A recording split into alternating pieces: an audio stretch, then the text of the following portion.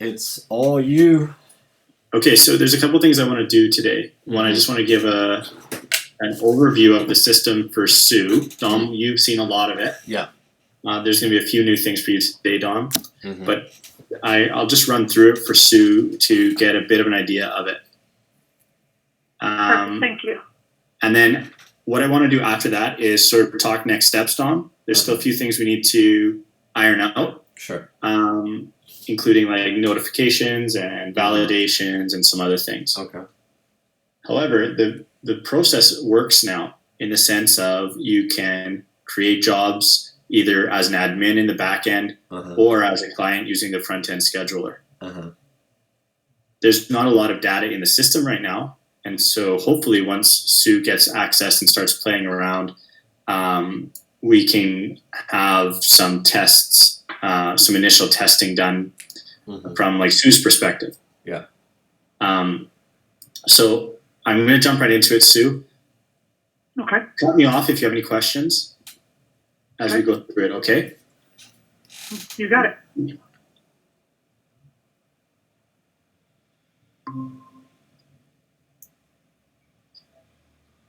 So there's two URLs that you need to be aware of right now, Sue. One is just the CURB360.pderasapps.com, and this is just our temporary staging site. And then / booking is the front-end booking form that the clients would use. Okay. Keep in mind that this booking form right now, this is the mobile one, and so it looks a little bit funny on your computer. We are getting the desktop one done right away, though. So just keep that in mind. This is the mobile version, and so it looks a little bit off if you're looking at it on your computer. So to get into this, I'll email you, or Dom maybe already has emailed you the password and stuff like that. If he hasn't, I can resend it, no problem. Okay. So once you log in, this is your admin dashboard. This is your control panel of the system. I'm sure you've seen other systems that are similar to this. They're just web applications that you operate under. Right. On the left-hand side is your navigation. These are all the different areas of the application that you as an admin will need to use at some point or another. Some of the tables have been filled with just dummy data because it's just easier for us to run stuff if there's actual data in there. So the first area is the users area. And these are users that are like you and Dom. Okay. So this is CURB360 users from the sense of admin users. This might change over time, but right now that's what these users are. So this is where you can create more staff accounts. And I'm not sure how many staff you have or will have accessing this right off the start, but this is where you would manage them. Okay. All of the layouts of all the interfaces, for the most part, are very similar.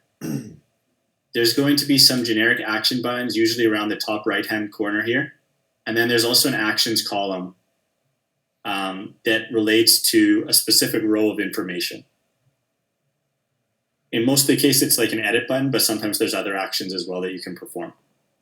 So if you ever wanted to add a new user, you would click the button and you'd fill in the information to save them. Okay. Easy enough. If you ever wanted to edit them, same thing. Okay. So users are pretty straightforward. You're just creating other users like yourself and Dom. Next, I'm going to start getting into some of the specific things for CURB360. The first one I want to talk about is the zone area. And the zone map is a little bit different than perhaps some of the interfaces because it's very graphical. You have your zone map that this is where you will create and edit your zones. And this is different than... Pick them. Oops, sorry. No, go ahead, Sue. So I'll be able to mark out, just like you did in those two sample areas, any area for each of the photographer, team member, staff member, and draw it in and say, okay, this is the radius that you're working, and then everything that comes in that radius goes to them? So somewhat, except you don't create a zone for each of the providers. What you do is you create a zone and you assign providers to that zone. Okay. So Okay. Okay. so if I wanted to make this zone, and you'll get the hang of it when you start using it. You use these little data points to sort of create the shape you want, Gotcha. and you can get very, very, very specific to the sense of like you can cut a property in half if you wanted to. Yeah. And so you make this zone really as big and whatever shape you want. Once that zone is made, it gets put into the database of the system, and you're then able to assign that zone to one or many providers' services. So let me. We are even more granular than just the provider, but each provider might have multiple services, and each of those services might be specific to one zone. So this zone I just made. Well, go ahead, Don. Yeah. So to help Sue with this, so it'll make it easier. So basically, Myung does photography only in Temecula and North County, right? But we want him to also do video on anything up the coast on the luxury properties from like Encinitas, Del Mar, La Jolla, right? We want him on those as well out of his zone, but we could create a zone, let's say a beach zone, and then keep that only for video, and then add Myung anytime video is booked in there. It knows to get Myung on there, right? Right. Yeah. I understood that. Okay. Yeah. That. So we're gonna have a lot of zones basically, depending, and we could put the providers. Yeah, because they'll be overlapping, and there'll be different ones will be assigned to different for the different services that we have. Yeah. Yeah. Got it. Although zones can't overlap right now, but I don't think it should matter. Hopefully. Yes, it does. Gotcha. It will matter because, like, so if we're looking at, scroll up on the map a little bit. Yeah, sorry, I'm not, and I don't know where the bulk of San Diego really happened. Just keep going. So I want to use one guy in specific, so stay right here, right, and kind of come out of it a little bit. Okay, so let's say you see the 56 freeway up Encinitas all the way to Ramona, right? Yeah. That would be a zone for a photographer, or maybe two photographers. But then we're going to want that one of those photographers also does video, so we're going to want him. And then we're going to have another zone. Let's say you see where Carmel Valley is. Let's say that's our cutoff point. Right in the middle of the map. It says Carmel Valley towards the coast. Yeah. So let's say we go just straight across, split it in half, right? So yeah, you're saying you want one zone. I'm just going to keep them squares because it's going to be make it easy. Make it easy. Yeah. So let's say you have your one zone, as you said, it's like this. Sure. And then you want another one right underneath it. Yeah. And you want this next one, you want it to be here. Yeah. And we'll say it goes all the way to here. Yeah. Okay. So like we were talking about, you have, like, let's say west of the 5, right? So the 5 freeway, those are all luxury properties around there, right? So I was hoping that, because the guy in the purple does photography, Rancho Santa Fe, like you just said, but we want to keep him there for only photography. That's his zone. But because he does luxury videos fall under, we want kind of a luxury section. Oh, I see what you're saying. So then we just do that and then add another zone and then add him to multiple zones like that. Yeah. We have to be very fine-tuning with it. I got you. So the luxury, you said west of the 5. Yeah, all that. Which makes total sense, would be a different zone. Yeah. And the reason why you want that too is because like you might have other luxury folks like doing, not just he does luxury video there, but maybe there's someone that does luxury photo there. Correct. Yes. Yeah. So it makes sense that you would separate them that way. Gotcha. Okay. I see. And So maybe at one point like this becomes a really big problem. I'd like to try and keep it this way if possible. Let's see how this works. Yeah. If we really had to change it, I'm sure we could, but it's much, much, much easier for scheduling if we don't have overlapping zones. Yeah. And like it all comes down to complexity of scheduling right now. Mm-hmm. A lot of these decisions that we've had to make, it's because if we don't do it this way, the scheduling becomes very, very complicated. Yeah. But now, since the zones can't, obviously, to make it easier, overlap, the photographers and the team members, though, can. They can work in more than one zone, Yes. correct? Yes. Oh, yeah. Of course. Okay. So that's as long as we know where their like home zone is, but that they can go into other zones, and we can manage the zones that they're able to go in and out of. Then Yeah, so Okay. Sue, on top of that, so we have like the purple was Rancho Santa Fe. Let's say that's Myung zone for photography. But then we're going to do another zone on the coast, right? So we could add him for just one service, Myung video, just his service in, because he wouldn't be shooting the luxury properties, but he would be doing videos. So we could add their specific service to a zone only. Yeah. So and we'll get to there right away. Actually, we'll jump into providers next. But this is essentially the zone configuration. So Sue, keep in mind that if a job is going to be tried to schedule outside of a zone, it's going to tell them they have to call you guys. Okay. So there has to be a zone, or else the person who's booking is going to be told, "Sorry, we want to help you, but we're going to have to manually do it." So that it'd be good if you could spend even just 10 minutes and just making like a few zones that make sense.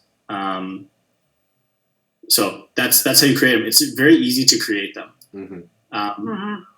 And if you do find anything buggy about them, let me know. But it should be pretty straightforward. Yep, works for me. Okay, so next we're going to move on to actually services first, and then we're going to jump to providers. So services are where you create all of your, obviously, services. Now, keep in mind that this is where you make your services, and this is also where you make your add-ons. Add-ons are essentially services that have different prices based on the initial service chosen for the job. As I'm sure you're aware, I shouldn't have. If I'm not making sense when I say these things, let me know. But essentially, you have to first create all the services. We've created a bunch of them, but I'm not sure if they're accurate. I'd love it if you could go through and make it so it's more real to real life. Have. Okay. You have your different actions for each service. You'll notice there's a lot more actions than there were for users, for example. The first one is, of course, just a simple edit.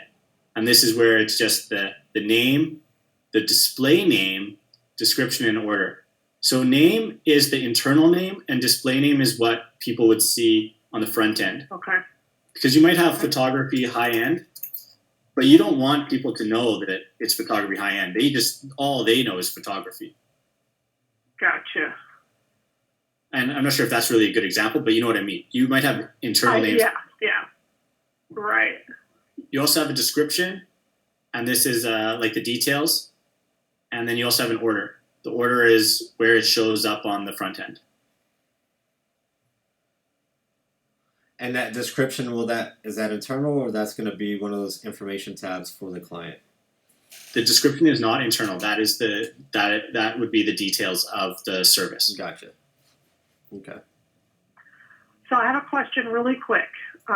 Like right now you show photography. So do I need to break it down for the way our packages are just for our photography is broken up by square footage? So we have up to this square foot, this price range, and this number of photos. So am I going to need to break it up that detailed? Great question. You will. That is editing the costing details. So this is just setting up the service initially, where you do the name, the display name and stuff. That what you're talking about is service costs and timings. Okay. So this is where you do all of that. Okay. So this is where for each size, right now we're updating this to have the correct sizes. So just give us a little bit on that. You have the size, you have the time, and you have the cost. Right now, we have to have services in 60-minute blocks right now. Okay. All services? Sorry? All services? In blocks of 60 right now. Okay. Because, well, that's gonna, I guess, create some issues on, because there are some services that'll take 15 minutes or 30, like an aerial drone photo is what we're doing now is 30 minutes, right? So we're giving that photographer an hour and a half versus 2 hours. Or, you know, we could have 3 services. Let's say he has a photography, aerial drone, and a Zillow video walkthrough. In total, that's 2 hours. But this will give 3 hours. Yes, right? 3 hours? Well, if every service, there's 3 services, so now it's going to book them for 3 hours. If he's doing every service is in a block of 60 minutes, like y'all have it. Yeah. Is there any way to get those less than 60? Because that's gonna. Because the thing is if those 3 services normally 2 hours, he could do those 3 services 3 times in a day, get 3 bookings doing those 3 services, the way we have now. But based on this, he's only gonna be able to do 2 shoots. So anything's possible. Again, it comes back to the scheduling. It just becomes much more complicated. Let me get back to you on that, Tom. Okay. So you would also associate a cost, of course. This should actually be price right now. Mm-hmm. So we're adding this should be price. This is what is charged to the client. Mm-hmm. And we're also adding a cost column as well, which would be cost to CURB. And that would be what CURB360 pays charges. Yeah. Well, what the service contractor charges pays the provider. Yeah. Perfect. So right now, this cost isn't actually cost. This is like price. Yeah. We're adding a cost column. Mm-hmm. So retail and wholesale, or retail and then our cost. Yeah. Okay. Now, one other thing is there's this quantity ability. So you said like if they get more than 1 photograph or whatever, you have to indicate that quantity here. So the quantity is not always a number; it can be anything really. So you can say like 50 photos. That's the quantity, and then you add it, and then you have now a pricing for 1, or you have a pricing for 50. So how does that show on the front end? It'll show as a drop down of 1 or 50 photos right now. It changes because you might do something like rooms, or you might do a range. You might say the range is like 30 to 40 photos. Yeah, so the way we're doing it is, let's say you're 1,000 to 2,000 square feet, the one in the middle, that's going to be 25 to 30 photos. So, I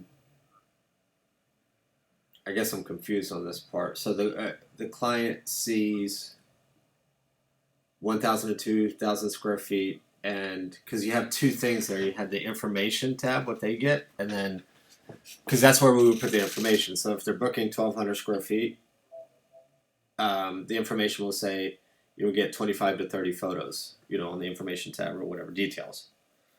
So what is this? So we're putting, I'm confused here. Sue, are you confused? Yeah, because I was talking about like the page previous to this one.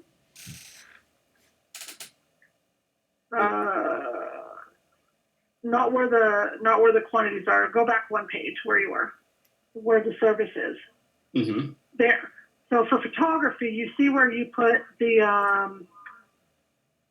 0 to 1,000 and whatever your square footage you had in the other one. Mm-hmm. Normally, when they choose their, like here you got the display name photography, but then description underneath that. Normally, that is where we would put 25 to 30 photos, dependent on that size. Square footage that they were getting. So if it's a 1,000 square foot house that they're ordering, photos for a 1,000 square foot house, under the description it would say 25 to 30 photos. If it was a 2,500 square foot home that they chose, that's what they're choosing to shoot, then it would say 35 to 40 photos. So each level will have its own description, right? Okay. Correct. That's not the way it's been laid out for us. We don't have this description connected to the size. We have a quantity associated with the size, and but the description is shared for all the products. Well, it really is. It has been laid out because I gave you the price sheet, right? So you have the price sheet, and we have photography. We have them all based on square footage, right? Photography is just sure there could be general photography. Hey, we do the best photography, HD, blah blah blah. But when booking, whatever for everything they're booking, this section. This is really the description that they need to have, the information that they're going to have. So, I mean, the quantity really doesn't do anything for us, adding 50 photos or whatever, because each one of these is going to have a specific amount of quantity that they'll know at time of booking, either in the front or at the end screen where it's giving them all the details of their shoot. You know, photography, 25 to 30 photos. Video, 2 to 3 day turnaround or whatever, right? Whatever details we have for specific stuff. Now, real quick, now, whenever they choose, like, let's say from the first page, okay, they've selected photography, and then it takes them to this, and they select their square footage. Will it show them on their end, I'm talking about the client, the 1,000 to 2,000 square feet, or no? No, because they make this decision of size before they even see the services. Yeah. And that's kind of my point. Oh, gotcha. Okay. Yeah, but it's still the way the system is. It's still not going to show. Okay, so they picked in the beginning front screen address and square feet. It's 2,000 to 3,000 square feet. Now they choose photography, right?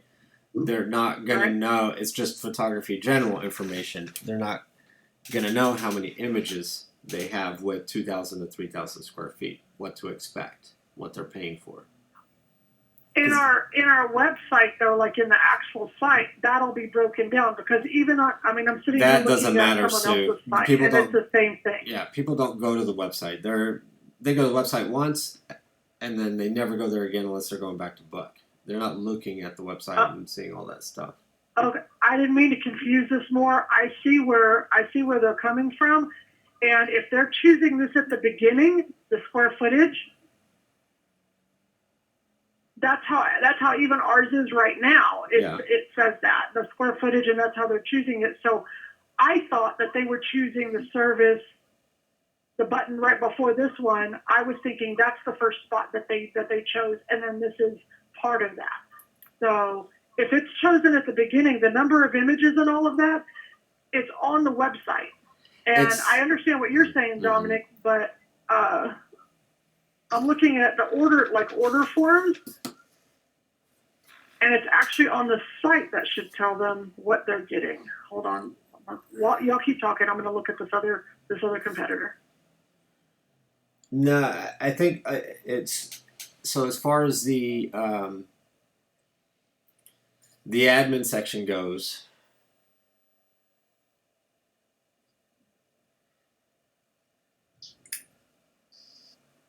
So you select your square footage here, yes. Here, yeah. But now, sorry, I need to find an actual address that has a zone to it. Yeah, give me okay. I don't know where your zones are.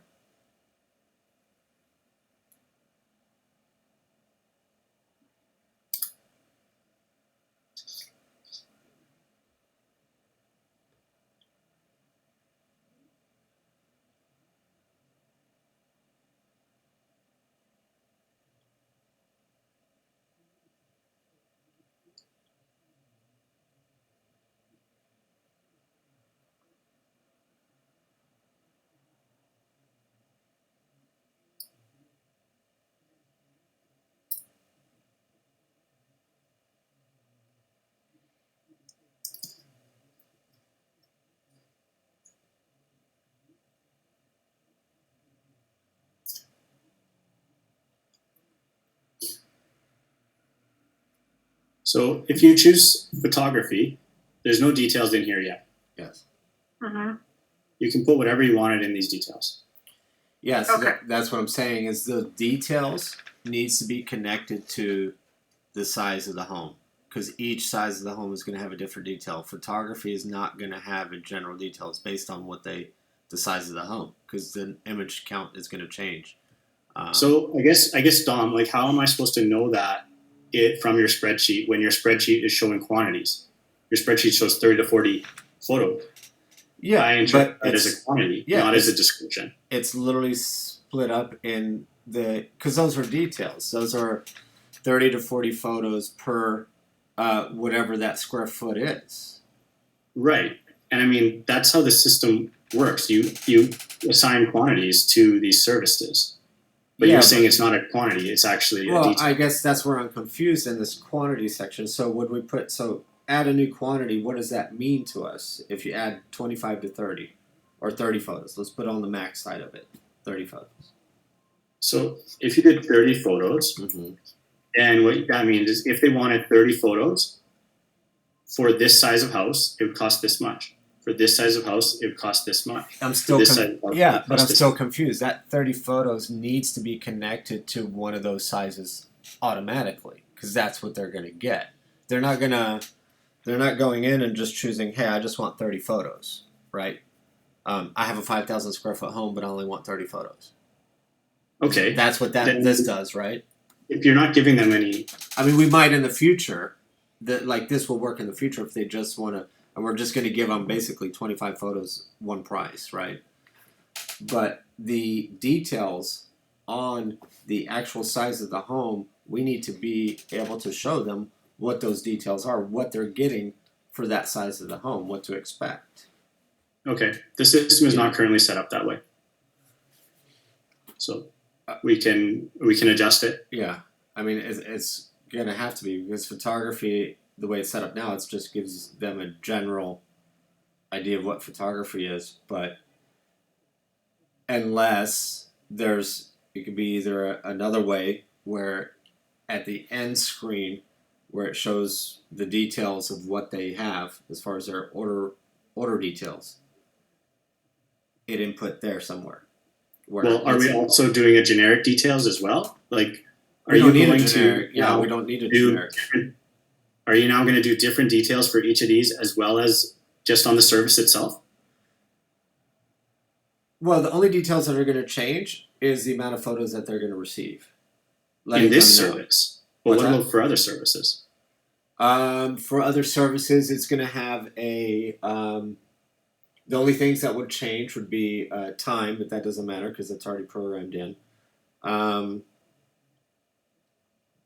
Let's pick another service. So aerial video. Aerial photography, right? Stills. Mm-hmm. So we're going to give them 7 to 10 photos. They need to know they're only getting 7 to 10 photos. For that one, we could give them an option for 10 to 20 photos at a different price. Okay, so then that one would use this method. But then what about the description that we have to add now for each of the sizes? Well, aerial photos wouldn't be connected to the size. Basically, it's photography. The main thing is the only thing that's connected to the size as far as the details. I know, but I can't. If I'm putting in these things to manage, are you saying photography doesn't exist differently than anything else? It's just a created thing. Photography isn't special. Each of these, in the structure of them, is exactly the same. I get that. So, but are you asking me to customize just for photography? Because that's what I need to do is I need to make a universal change here. Okay, well, it really is based on, like, they need to know the image count is important to them on the photography. That's going to be the main service they always. 99% of the time they're coming in, they're starting with photography. That's going to start out the whole process. Right? And our photography is based on size and the amount of images they get for that size. If we can you don't want to put all like the different options in here though. You don't Okay, wanna- so for the other way, the only workaround here is if for the details for photography, we'd have to put in the full list of details for 1,000 to 2,000 square feet, 25 to 35 images. You know, we have to put that image count here, right? That But they're is only going to a see little- that. Yeah, they're only going to see that as if they click on the details, right? And most, you know, as well as I do, that most people But aren't how going do- to click. But how are you envisioning they see it otherwise? Because it's what you asked is for these details to just be specific for the size they've selected already. Okay, so here's how I see it otherwise, is if they chose from the first screen, they're at 1,200 square feet, their home, right? So Yeah. now photography comes in. On the back end, 1,200 square feet is associated with 25 to 30 photos. So photography right here, this thumbnail, right underneath photography, we don't even need to have show details. We could just put it, photography, 25 to 30 photos. You will receive 25 to 30 photos. 24-hour turnaround. Something like that. A detail specifically for that size.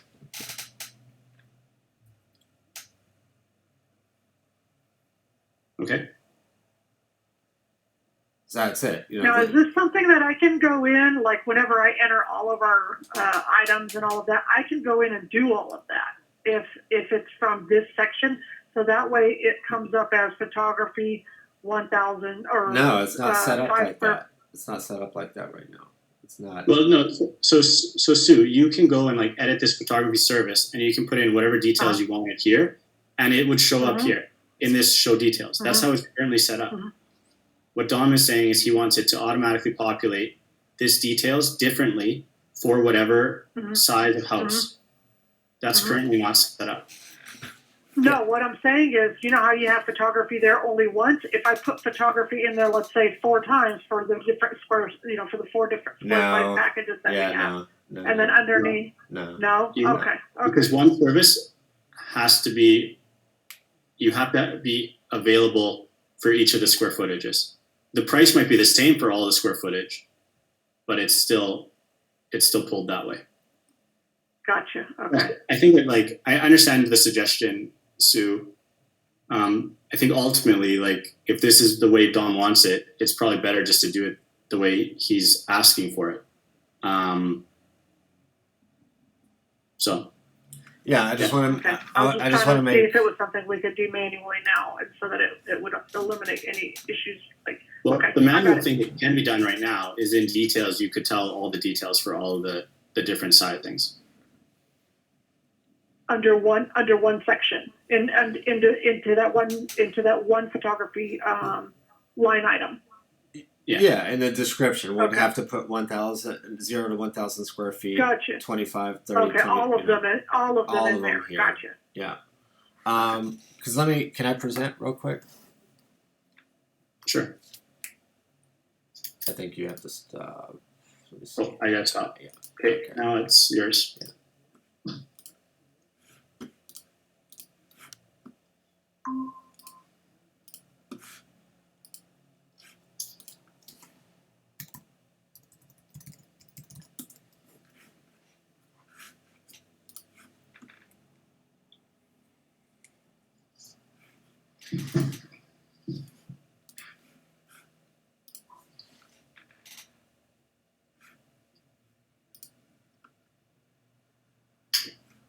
Okay, so they have it. Let's just say I'm selecting here, right? So it's 179. Yeah, see, they don't even have it broken down by photography. They just have it broken down by the number of images. So that's totally different than what you just said. Yeah, Oh, what we're doing. No, it is. I understand, but you're getting. This is what I'm No, saying is like this information is important, right? They got to know what they're getting based on my size. They do it how we have it set up, Dom. The way they, But they just have more buttons. They have more is choices. how we do it. They just have more choices for photography. We have one. You don't. What they're doing though is how we have it set up. Just so we're clear, because they're saying you can choose different number of photos for a different square footage, and that's what we have it set up. Not really, because it's Yeah, I mean the square footage is determined, and then what they have to do is they are given the choice of how many photos do you want, and that is what the system we've done does. What they're doing is they're different because if this address was 5,000 square feet, how to start over? Let me do this one, right? So I'm going to give you a home that's 5,000 square feet.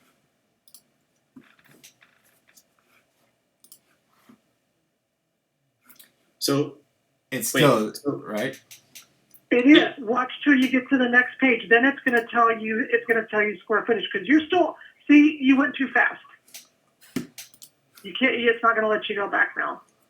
It will. Schedule my shoot. Okay. I'm going to give you a 5,000 square. Okay. Foot Now home. put. Yeah. Do Yes. the North Point one. Yeah. Okay. Showing pricing. Okay. Now click the It's continue. just confirming. Okay. See down at the bottom where it says 10 HD reel, 25 HD reel, 35 HD reel. So Yes. they don't care what square size foot you have. That's what I'm saying. They're doing number of images. Period. I know that. That's the thing. They price differently than we do. We price on square footage. So if we did it this way, your system works, Nate. But we have one photography, one main service based on square footage. So if this was ours and that was a 5,000 square foot home, it would be here and this would be $599.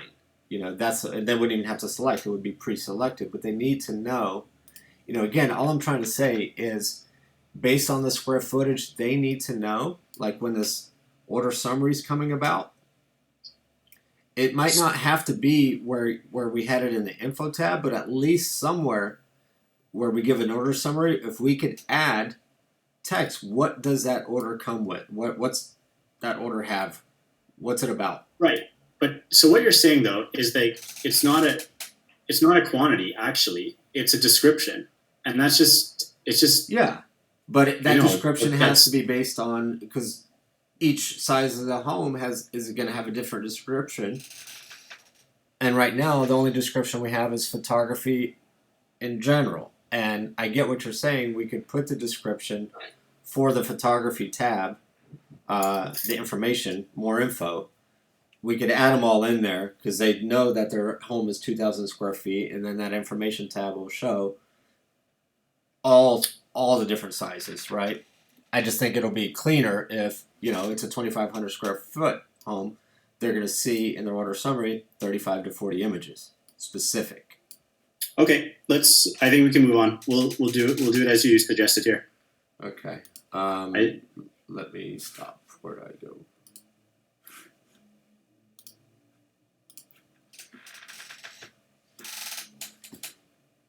Okay, you have.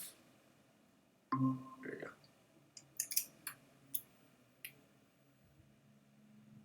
So, with the costing and timing, you of course can also put in new quantities because there are probably services that do depend on quantities. For example, staging of rooms. You might want to say 1 to 2 rooms cost this much, 3 to 5 rooms costs this much, and that might depend on square footage. It might not. Correct. 3 to 4, 5 rooms is going to be probably the same for each square footage of house because they're rooms. Correct. And so they're all going to be the same cost. Correct. Now, there might be times when you have where like photos, maybe you say 30 photos. If you want 30 photos, it costs a different amount for this square footage versus this square footage. I think that's something that could happen. And so that's why we've broken it out this way. Well, how would it show on the front? How would it show on the front end? Because they just chose photography. They started out with the square footage. Well, no, just because this one doesn't have a... Let's just redo this one, and I'll save this now so you can see that there's going to be...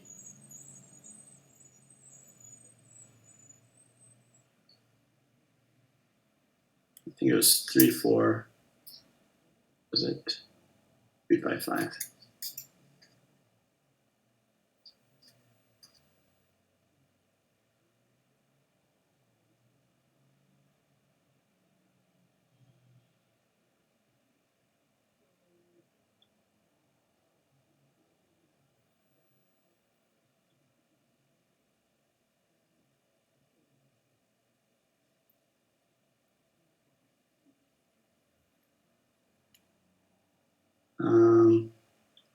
Did you have to give Sorry, it an the order? thing is I haven't been tested, so maybe it's just not showing properly on here. Or did you have to put in the order and then turn it comes up? The order on here? What's that? Did you have to put in the order that it shows up? Maybe it's last in line. That should be okay. There's a few things, like we've just done some pushes recently, so who knows if it's. So what should happen, I'll put a note, is like it would give them a drop down here to select the different quantity they wanted. And they'd have a drop down. So it wouldn't just be 100, it would be whatever your quantity is, you would have a drop down that you would select.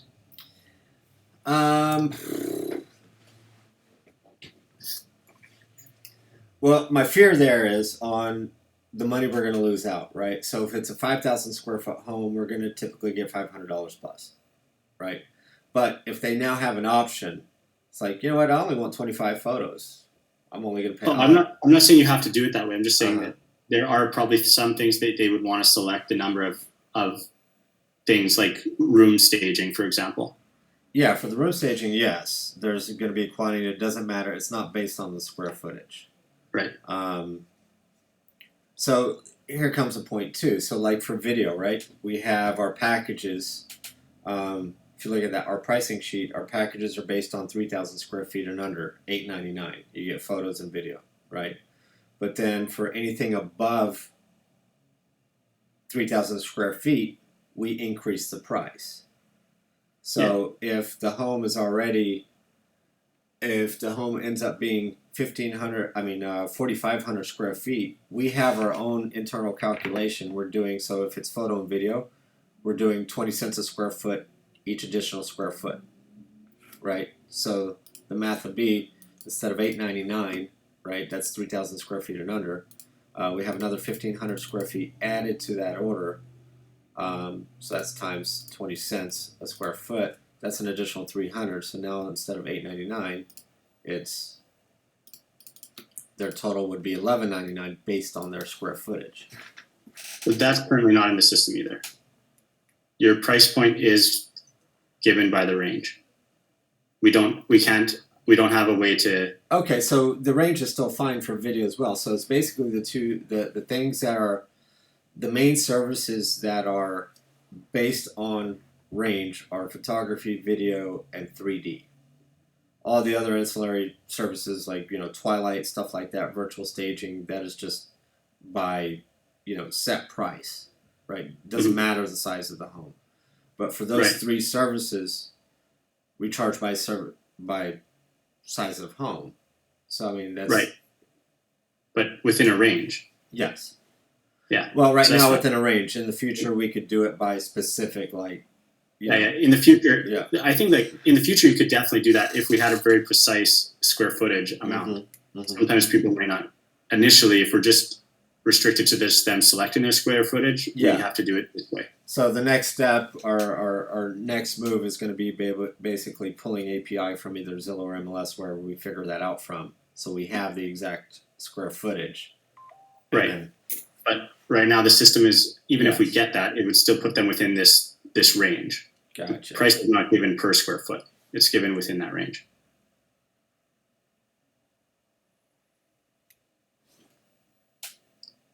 Okay, so that's if you select whatever service you select, it then pulls in the add-ons menu. Now, add-ons are, anytime you have a service, you can add add-ons to that service. And the reason why this is important is because videography may be a different price if it's an add-on to photo than if videography is an add-on to drone. Yes.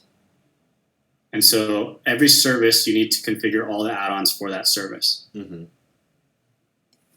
So in the back end, you'd go into add-ons and you would add new add-ons. You'd select a service. Every add-on has to exist as a service already. And you add it.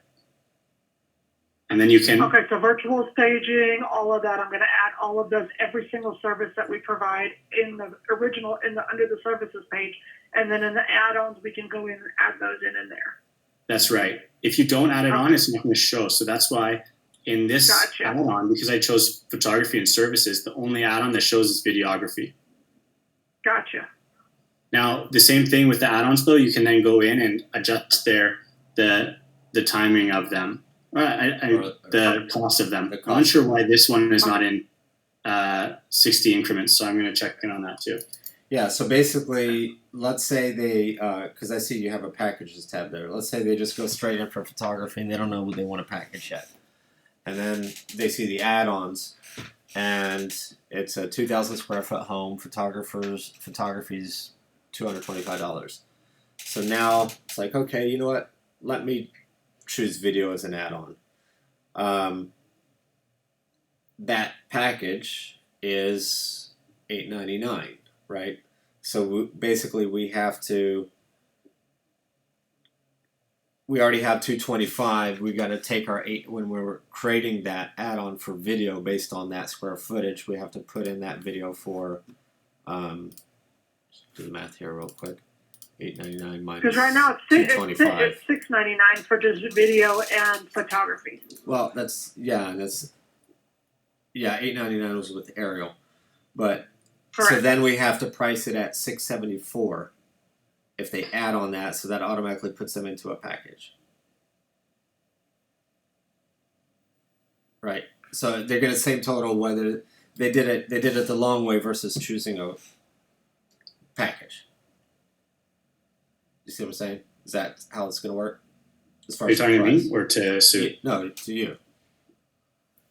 We don't have any logic right now set up for that. For like automatically shifting them to a package instead of it's not automatic. What I'm saying is because you have packages, right? Because in the front we're going to give them options for photography for our main services, right? And then we're also going to give them options to go ahead and choose packages right from the offset.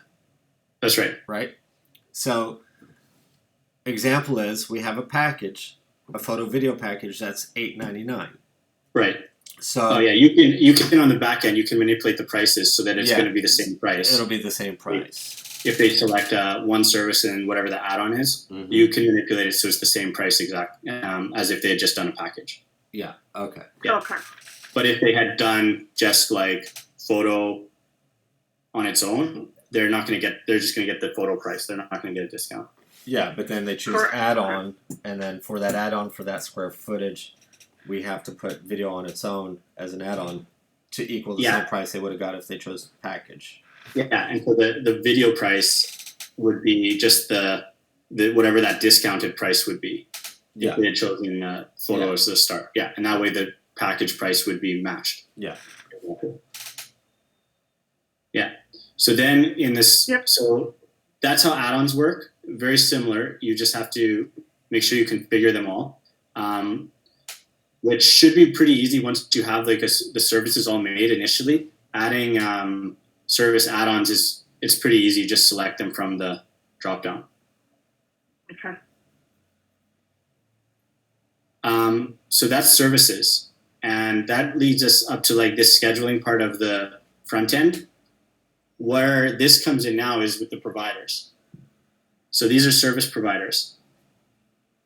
Every service provider has 3 actions. Of course, you can edit the provider, which is just their basic information.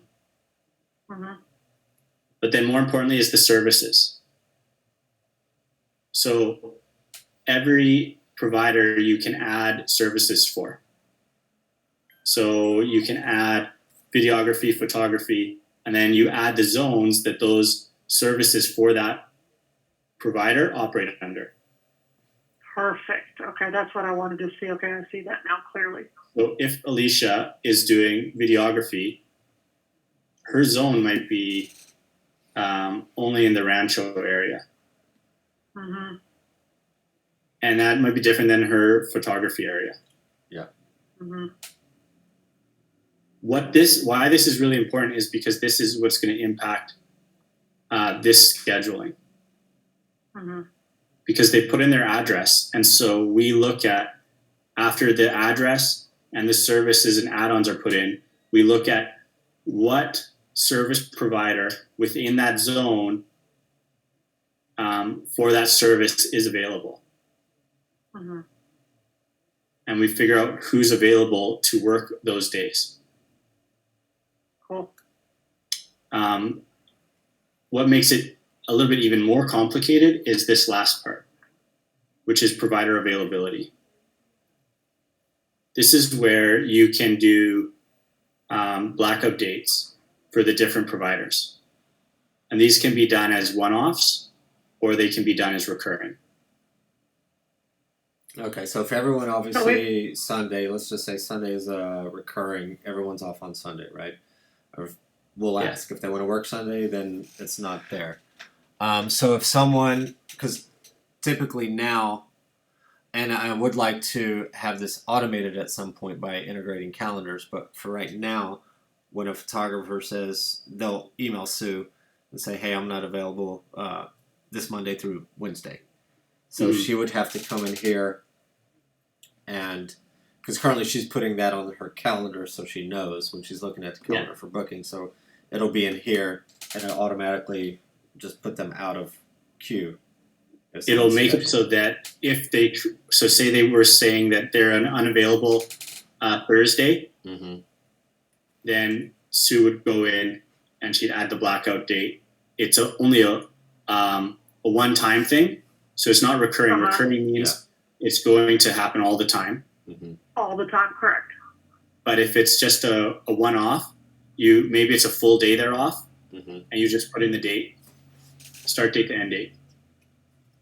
Okay. And if it's just a time up until not available until 12 p.m., then she could put the time. That's right. And if it's a recurring one, like they're like, I'm never available on Sundays. On Sundays or Tuesdays, you'd go Tuesdays not available, and I want it. It's every 3 weeks, so once every 3 weeks on Tuesday, or weekly on Tuesday, or monthly on Tuesday. Gotcha. And that's how you would handle the recurring ones as well, because there might be people who just can't work for you on one day of the week always. Yeah. So if it's not in here that they're not available, either the one-off date or the recurring date, we are to assume that during whatever 9 to 6 or whatever the hours are that we put that we're available, they are available during those times. That's correct, and potentially going to be scheduled. Correct. Okay. Perfect. So I don't know how heavy this is going to be in terms of a management load, Sue. The long-term plan is, of course, that the providers themselves will eventually log in and do this themselves. Initially, though, they don't have a login, and so you're going to have to be responsible. You or someone will have to be responsible to keep it updated. Yeah, that's fine. I do the I've been responsible for the calendar, so they text me or email me whenever they're going to be out for whatever days, and they always let me know in advance so I can just pop in here and add it in here as well. Well, here's a question: we might be available, right? Because you have users already, right? Is there different levels, or any user has all access? Well, I mean, currently? Dom, it's not a huge thing to give the providers access, but there's definitely things we need to do to give it to them. Gotcha. I mean, at the start, though, the initial thing, if all they can do is just go log in and do their calendar, date, I'm not convinced that that's going to be enough incentive for them to use it. I think we'll have to offer them a bit more, like at least for them to see a job list or something like that. Right. So I think the next step, when we get them in, it's the blackout dates, but I think we have to give them a bit of a carrot as well, which is maybe like a listing of their jobs or something. And their payout, their current payout. Their payout or something like that, just that they are incentivized to use the system. Yeah.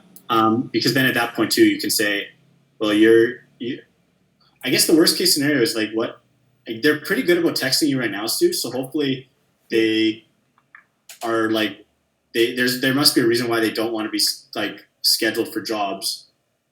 It's probably a pain for them to have to like get rescheduled, right?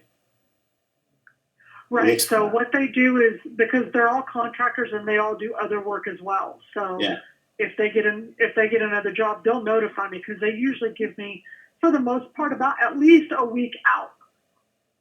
And if it's once we put it on them, then it's their responsibility. They'll go in and do it. I have faith in that, because all it'll take is one time of them screwing up, and seeing that they've got to shoot that day, and they didn't do it on their own because we're first priority in their list of clientele. Right. So if they screw up, that's on them, and that'll teach them. So, but for the most part, right now they're super good about always letting me know. Okay, good. So for now, Sue, like especially when we're just testing, you're kind of going to be in charge of the blackout dates. Sure. How many providers do you have? Just so I have an idea of the scope of it. 8, I think. 8 total. 5. Hold on. Destiny. Well, 8 is I think a manageable number. When you start getting into like 20 plus, then it's like not reasonable for you to do yourself. Correct. I think under 10 is still manageable at this point, but if things scale the way that we're hoping, we hope they do. Yeah. Yeah. Then at that point, we'll definitely need you to not be the only person doing this, and it'll have to be on them. Gotcha. Okay. So for now, this is how the blackout dates work, and again, that will directly impact this availability for jobs. Okay. Okay, so basically, go ahead. So now we do. So we have. So it's things we have to fix as a company, but right now we have certain zones that are only specific to one person. So if that one person's blacked out and someone's trying to book there, that's going to automatically give them a. Well, I don't know. Is it going to? Because it is our service area. The booking error that it'll give them. It's not an error. It's to contact us. So am I able to? So if I'm understanding this correctly, like let's say Jamie's going to be out and he handles all of Southern County. Right now, what I do is I use Bethany as a fill-in. Yes. So if he's out and we put him out on the blackout date as he's out, I can go into that provider and put her. Change her territory or whatever, and have her available in that territory. So anyone that books that day or those 2 days or whatever it is, she would be the one that would get the notification. You can, but you want. I don't know. Like that to me is getting a bit risky because somebody might book like a week out, and then she might get booked in that zone. But maybe that doesn't matter.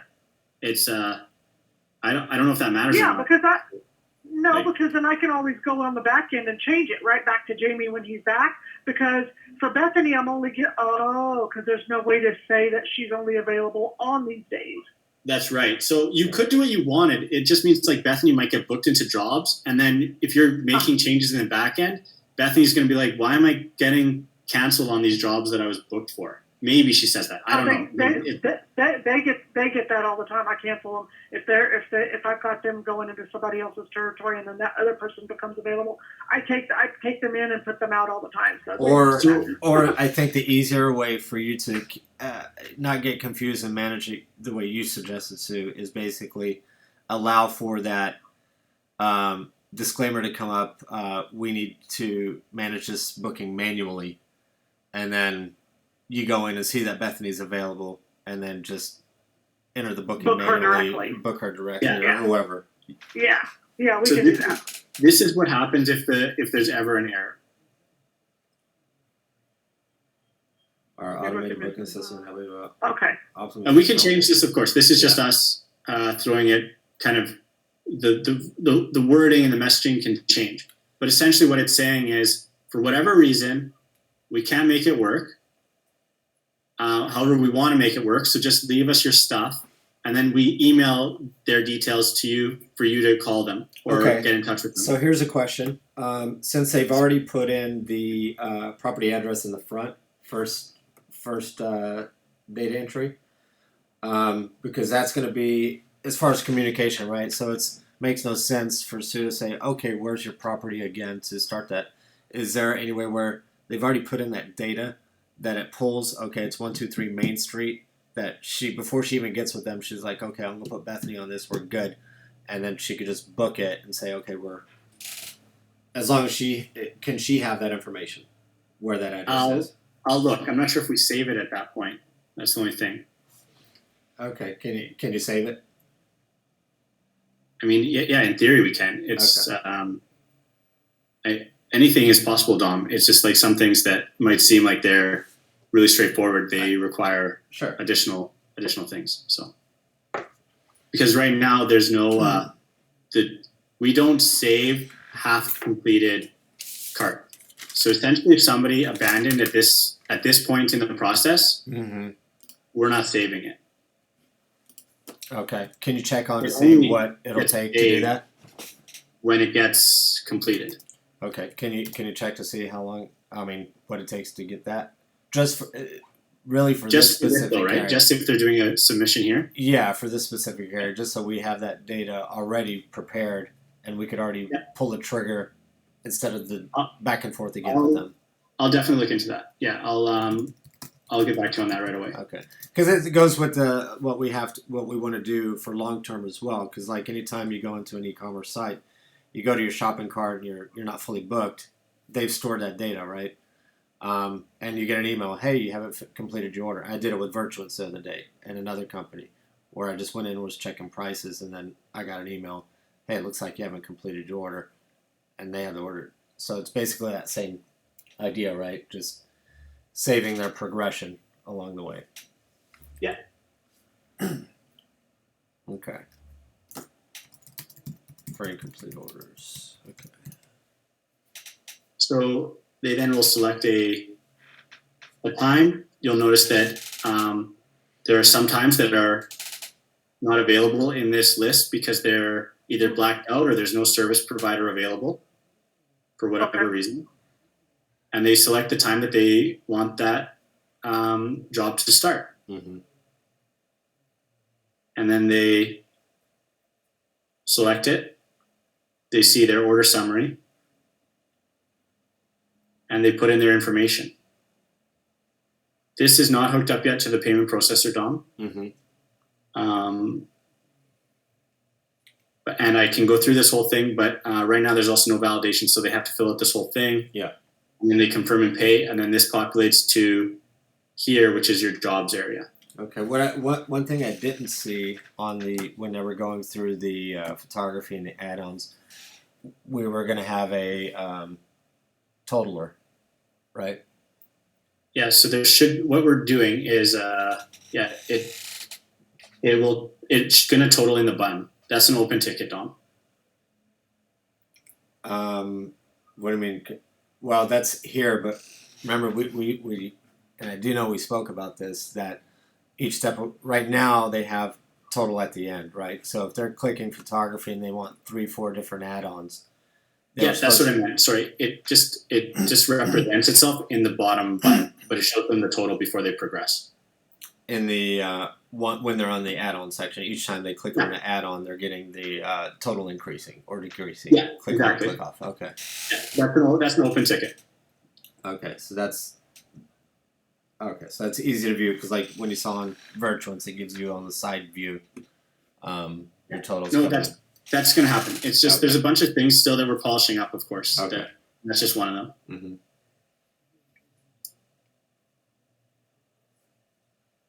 Okay. So I guess I'll jump back actually. Sorry, Sue. Packages, they're done very similar to services. You add a package and you just select what services are in that package. Okay. You can assign packages to specific zones if you want. Mm-hmm. Okay. Not sure if that will or will not be used, but I think it might that we have that option now. And then you can do, of course, the costing of the package. Okay. Okay, so let me pause you here. It brings up a good point on the last screen, previous screen. Yeah. So based on, we're seeing all this, but it's hard to imagine because we're not seeing the front end UI as well. Sure. But when, let's say we want to expand into Temecula, right? It's a neighboring town to San Diego, right? And we really have expanded in there, but so based on their address, based on that logic, right? So if you put a package, but it's only you had Rancho Santa Fe as a zone, will that also correlate on the front end UI? So if they're putting an address from Temecula and we only have a package in Temecula, that they're only going to see it based on that address. That's right. So these these packages will populate based on that zone. Okay. So if there's a specific zone that you want this package to be offered in, and you don't want it to be offered in any other zone, you can do that. Okay, that's good. And it might help to like get into some areas that you really want to like focus on, so you make some really good deals as you expand. Yeah. So I guess on the UI side, we're only seeing mobile version, which is a condensed version. Is desktop? Because I'm really interested in seeing what desktop looks like. Because I've only up until this point seen the mobile version. I mean, you've seen the prototype. It's going to look like the prototype desktop version. Well, this is mobile version right here, right? Yeah, but we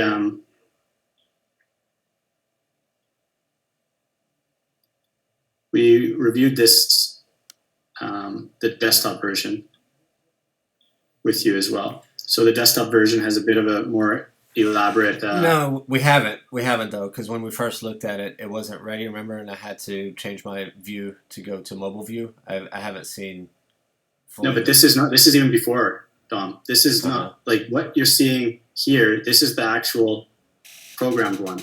What I'm showing you here is the very, very initial design prototype. From the design prototype. Okay, so that's been a minute. Okay, services, individual, deluxe packages. Okay. So you have your.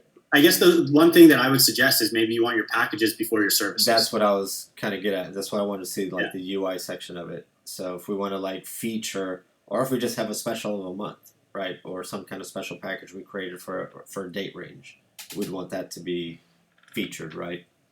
Yeah, and I mean right now we have. It's very easy for us to put the packages above the services. Mm-hmm.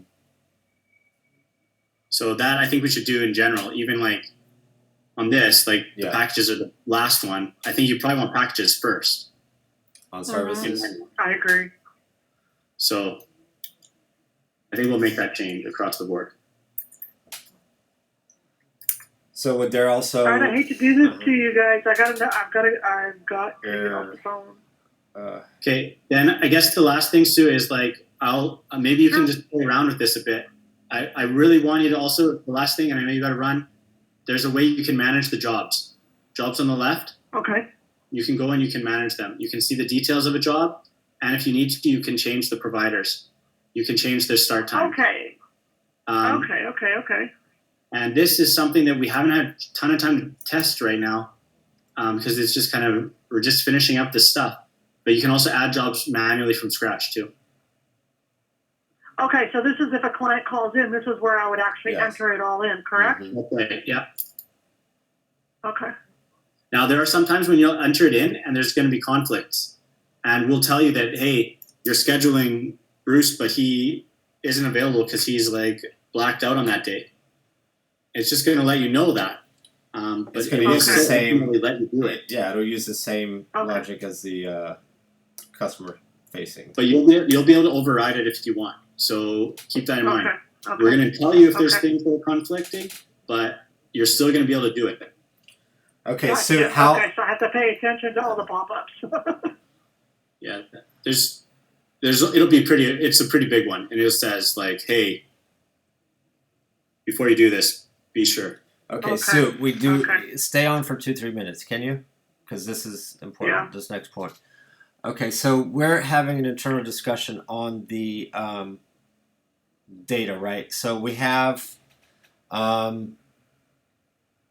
if they do it on their side, goes through credit card, authorized.net, fine, right? So as far as payment goes, so in most cases, it's always going to be credit card. So what we're trying to do is for our CPA and for our own, data, right? We're supposed to get this when we spoke from the beginning. Everything was going to be pulled either into the CRM or to a Google Sheet, right? As far as the data, because we had a huge aha moment a couple weeks ago. We're losing money, and we're fixing that on our side because we didn't have the data. Right. So obviously we have. So how's this going to be pulled out as far as an export or input into something else, or because authorized.net has its stuff for reporting purposes? If we wanted to pull it up by either by jobs or by contractor, by or by packages client. or by services or by whatever.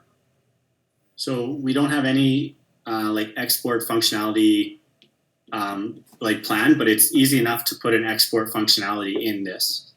I think what we did have scoped though was an integration with the Google Sheets. However, I'm not sure if that is sufficient for what you're asking here. Well, I mean, I guess it kind of would, but if let's say we have all our jobs, right? All the completed jobs, you have your job number, blah blah blah, right? So if we wanted to search for a certain client for a date range, right? I mean, we'll be able to get that through our integration with authorized.net and QuickBooks.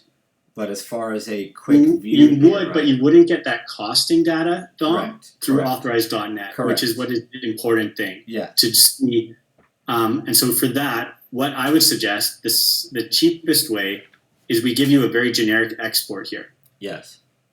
And that generic export basically gives you a spreadsheet, and it makes sure that there is a column that gives you the price of that service they provided.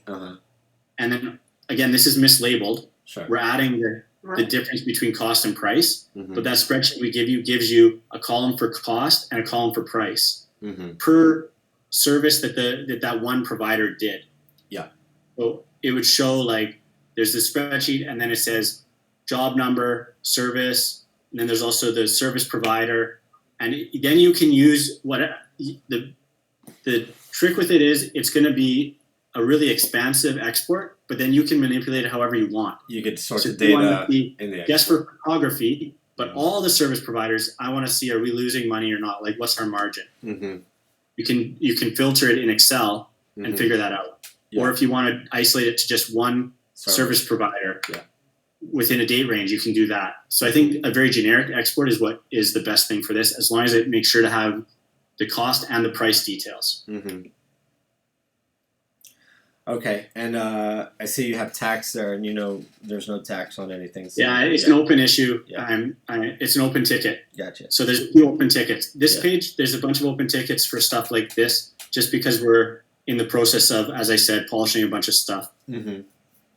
Like this pricing information is going to have a much more information. Yeah. So it's going to show also the provider in this area. It's going to show the cost and the price, and then it's going to show your margin on the job. And of course, this is only available to you. The service providers won't see the margins and stuff like that. Yeah. Perfect. Okay. So as far as right now, we're still on .Pderas. So you wanted Sue to go in and play. Are we able to play right now? We're going to be putting it to live. We would like to put a live domain together. Yeah. So I need to know on your end how you want to, where you want that to live, Dom. Yeah. Well, we still got to have that conversation, right? Because you had your suggestion for hosting, and we're in HostGator. So if you want to do that after Sue gets off the phone, we could finalize that. Well, the hosting, you're going to have to. You can't. Like, you have to use. Yeah, we can talk about when Sue's gone. I mean, it's technical. Yeah. It's probably not. I don't know if you need to stick around for it, Sue. No, she won't. No, I don't. No. But Nate, if you could just send me an email to me with my login or whatever, because I just searched my emails and I can't find it. So Dominic must have sent it to me like in the G chat or something. So if you can send it to me, then I can go in there and I'll start playing with it and putting all of that information in there. Yeah, don't like input everything, Sue. Like, don't spend hours and hours inputting, because you might have to do. Yeah, this isn't the final resting place. There might be stuff that changes, but we just want enough that you get a feel for it and you kind of see how it works. And if there's any big gaps, we need to know about it, because we're getting to the kind of the end of it, and we need to know that everything is kind of lining up. Okay, that works for me. Okay, cool. All right. Thanks, Nate. Thanks, Tom. Yep. See you later Thank soon. you. All right. Okay. All right, bye. So, Dom, what we need is actually to talk about, because it's a domain question. So Yes. we need. Do you have an IT company that you use for your like domain management and stuff? No, that's kind of what we were talking to. You never Yeah. got back to me on getting on having a webmaster to just do side work to maybe do some fixes on our current website, either design or UI stuff. We're in WordPress and we have HostGator as our host. Yeah. So I don't have an IT guy for the setup of all this, getting it up on our website. Integrated into our current website into WordPress and also set up on our server.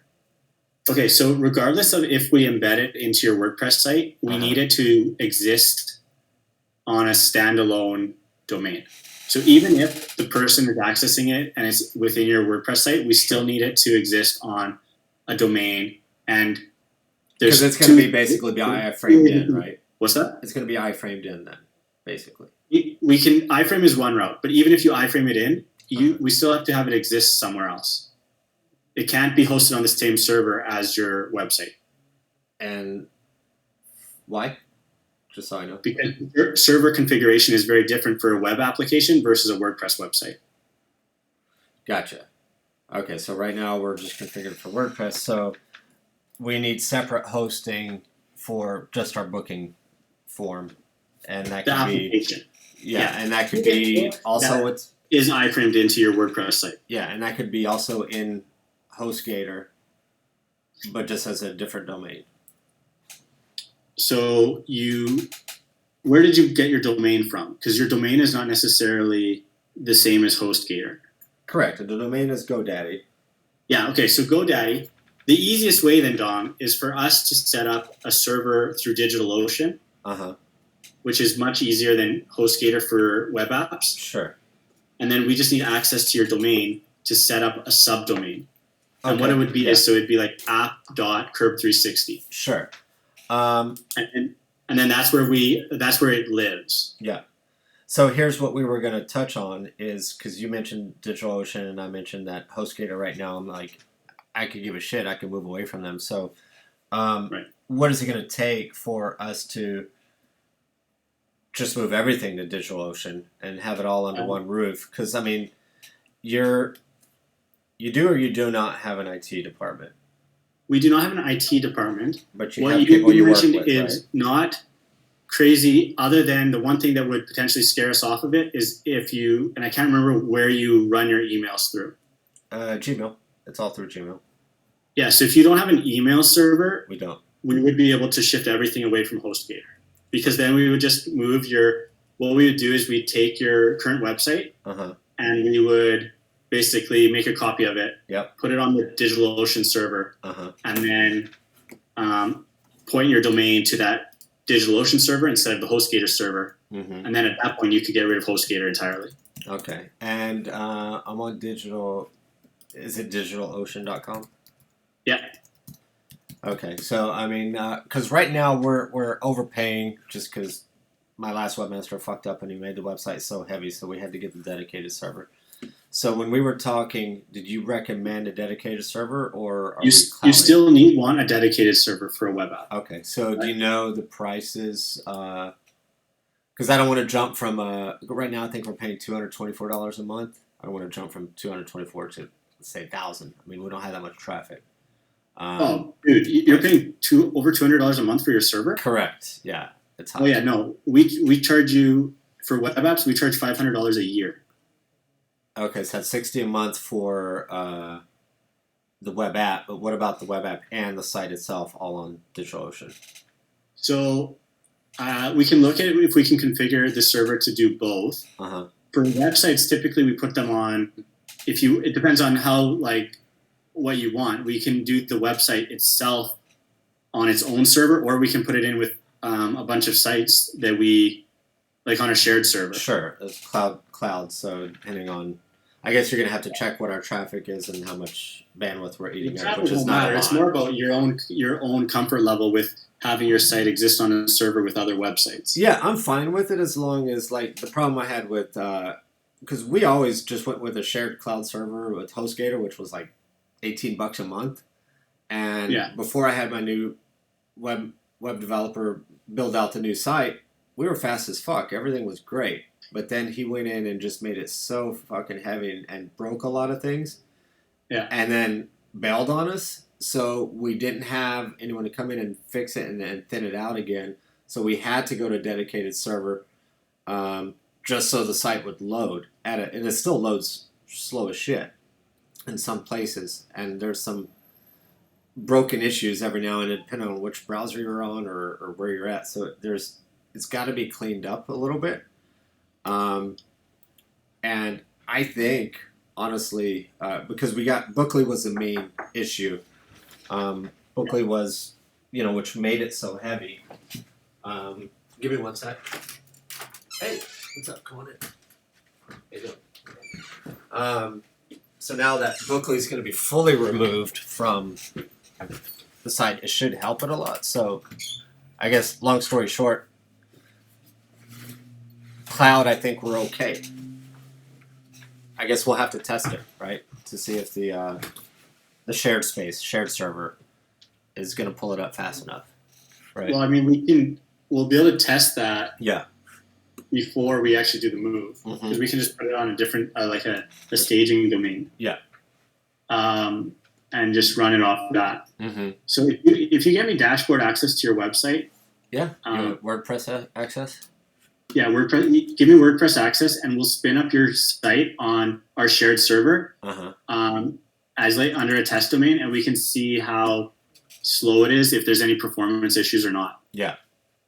And then that would be a good test to go the other way. And so I need a few things from you, actually. Okay. I'll need dashboard access for your WordPress site, and I need your HostGator info so that we can set up a subdomain for the live application. All right. Dashboard, WordPress access.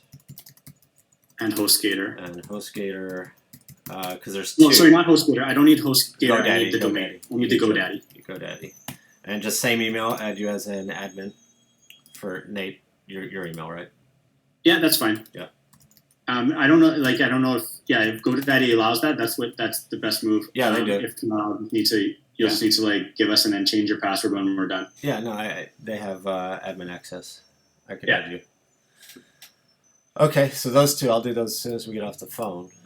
So our plan is to try and move the web app to that setup, that server, next week. Okay. So what that means is the URL is going to change, but it makes it so that when we do transition to live, it's much easier. It's much smoother. Yeah.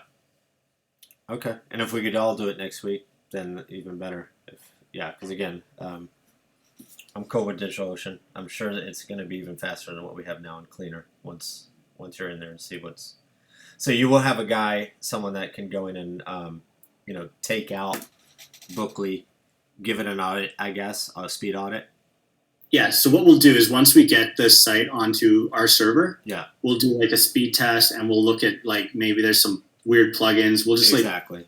Yeah. In general, we'll just spend an hour going through and making a list of anything we think is maybe going to be a problem. Yeah. And then we'll get back to you on if it's worth it to change certain things or not. Okay. Yeah.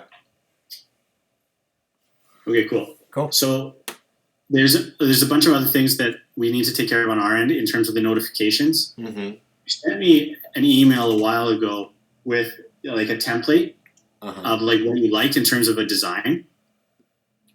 I sent you that? Yeah, you sent me one that you liked. Here, I'll pull it up really quick. Are you good on that? Yeah, I'm okay.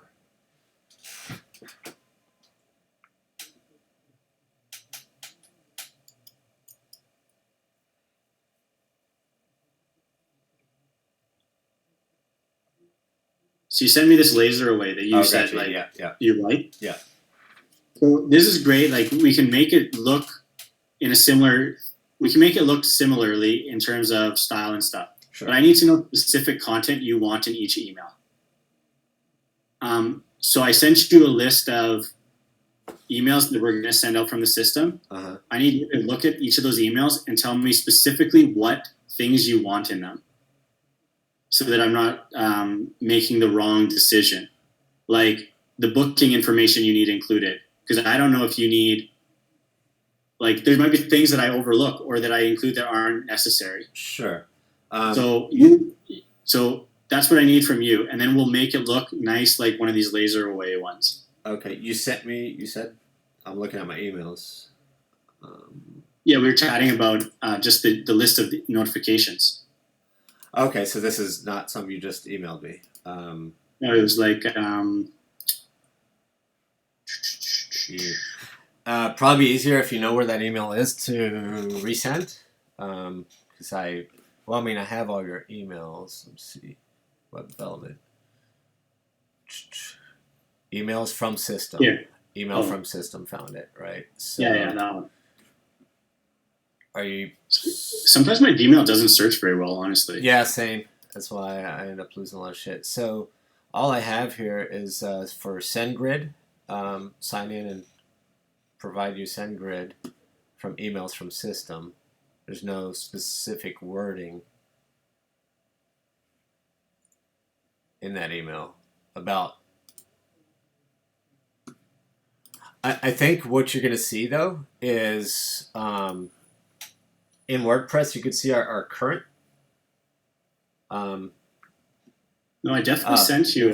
Yeah, see, that's the one I got. I got the SendGrid. Give you access.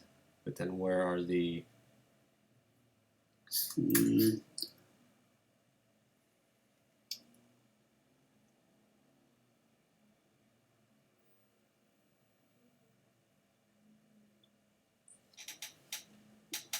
I sent you a full list, and then you sent it off to Sue for her review as well. I remember that. I don't, but that doesn't mean anything if I don't.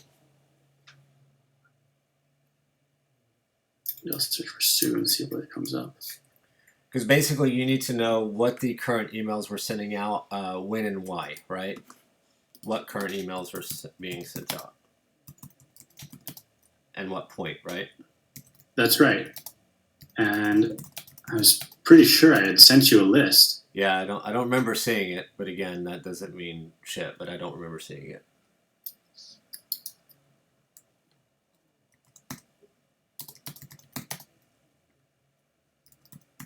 So you basically need what, why, and what triggers,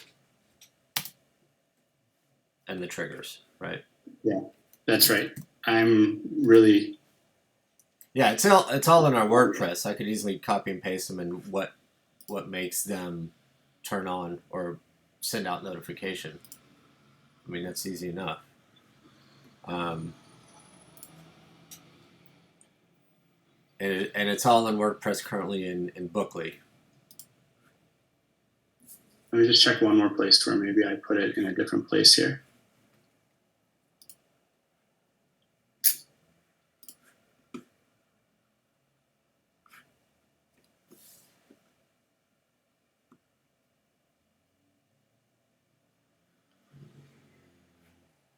I'll have to find the list again, Dom. Yeah.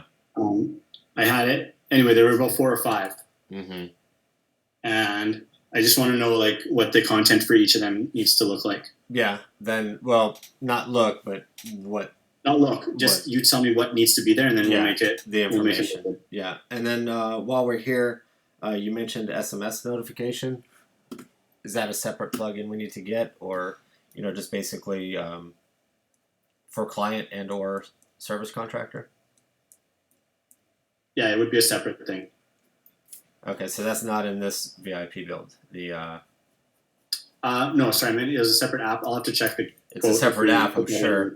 Which I found one, which is only they charge. I think it was 0.0. HubSpot uses them. It's like 0.04 cents. Nothing. It just uses your. They charge you that, but then you also get charged your carrier too. Yeah, it's like it's quarter a cent. A cent. Yeah. So and we've used some in the past. So I'll check the scope document, see if we included that or not. I think we did. I think we might have. Mm-hmm. But anyway, I'll take a look, and then we can hook that up as well. Okay. Okay, so I'll get you the notifications, the list, and what triggers them, and then you got the design side. Once you get that, then you could sort out. Yeah, then we'll make it look similar to like this laser away, just like a nice. And or I mean, again, I just gave that as an idea. If you have a better system than laser away, or better. I mean, looking. That one is pretty. It's pretty solid in terms of just simple layout. Like we'll use your branding and stuff, and it'll look good. Yeah. Okay. It doesn't have like let's not spend. Yeah, I agree. Time on it. Let's just make sure it looks good. Yep. And it's much nicer than like just a plain text email. Correct. Yep. Okay. Cool. Okay. So next steps on our end, we're doing those notifications. We're doing a lot of cleanup stuff. But the full cycle is up and running. I got to talk to my team about 30-minute increments instead of 1 hour to see how much that complicates things. Okay. And I'll get back to you on a few other things on my list here. Okay. And then and then we'll discuss server within a few days. Server integration. Once you send that info, we'll try and get it up and running next week. Okay. Awesome. And then that's when we'll fully be able to. Well, I guess not until you're done with the building the app. So right now. Inside this CURB360, it's just playing around. No changes are going to be solid. No, I would just play around with this one. Yeah. That's just like finding anything that you think is like, hey, this is broken would be great to know. Yeah, but you will actually need HostGator access because you're going to need to copy the site from there. Or are you copying from WordPress? We're going to try and do it from the dashboard. Gotcha. There are times when the way we do it won't work. Yeah. And there are other times when it works fine. So I'm going to try it that way first. Okay. I'll just give you HostGator just in case. Yeah, sure, that's fine. Okay. Okay. Okay. All right. Man. Right on. I'll talk to you later. All right. Thanks, Nate. All right. Cheers. What's up, man? What's up, bro? Can't beat it. I wish of you, man. I thought this is where you were. Yeah, it's a lot of people know this building. This is awesome, dude. You got the corner. You got the. This used to be. I felt bad because this is the property manager's office for 20 years. An old lady. Really? And then the owner, he's like, "Fuck that! I want to rent it out." He moved her to the basement, so she's dude, wow. Well, yeah. It's a prime spot. That's prime spot. I mean, makes sense. So. Yeah. Dude, I love the look. Yes? Yeah. And your hair is long? I'm growing it out, dude. Fuck it looks awesome, dude. You look way different. Right? Yeah. And it looks good. People who are meeting me the first time, they don't know what I look like. Yeah. This is all they know, right? Right. I'm like, fuck it. The first time I ever grown a beard. The longest I've ever grown it. Awesome, dude. Yeah? Cool. I love it. Thank you. It's a way different look for you, but it suits you. Like, it looks good. Does it? Man. Yeah. Okay. Yeah. Totally. Right on. So how's things? Family? Everybody good?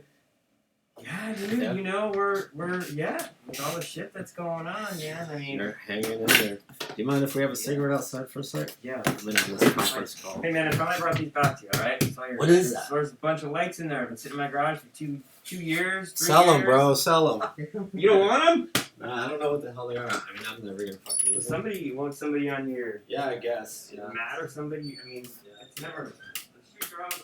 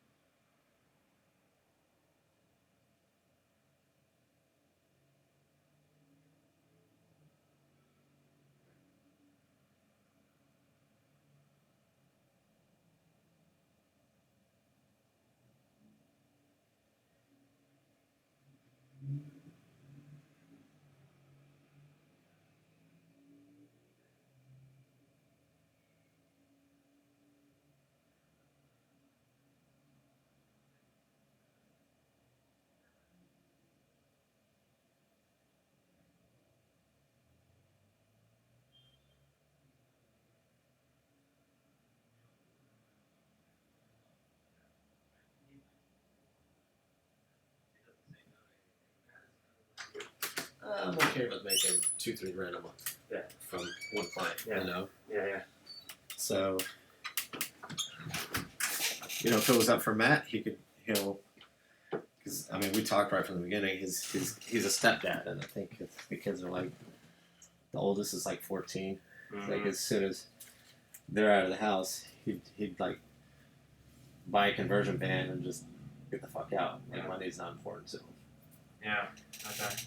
So, oh shit, I'm still recording.